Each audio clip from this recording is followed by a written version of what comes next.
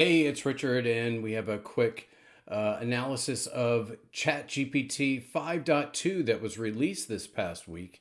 And we worked with it all weekend long, and the results were really mixed.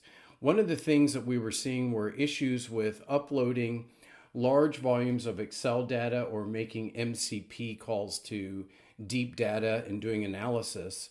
And I'll show you on the screen here. When we had it on the 5.2 Think Deeper area, the analysis that came back was very verbose, but in many cases incorrect. So we had to take it back, knock it down a bit, and our responses became a little bit better. Or move to 5.1. Same thing, we had some issues this weekend with coding. One of our members of our coding team, she uses our ChatGPT corporate account, and she was seeing issues on the pro setting. It was burning through tokens. It was also giving to her coding questions that she was giving it. So she also had to knock it back a little bit or go to GPT 5.1.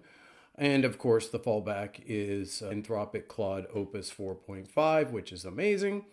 So mixed results. If you're doing creative writing, higher settings were fine. But doing deep numerical analytic work this weekend, the results were not that great. So that's our PSA for the day. Your mileage may vary, but I'm just putting that out there. Also wanted to, on the positive side, note that a few hours ago, the ImageGen 1.5 was released. Even though we don't kind of use it in our corporate life, it's actually not that bad. So you should check it out. Thanks. Catch you next time.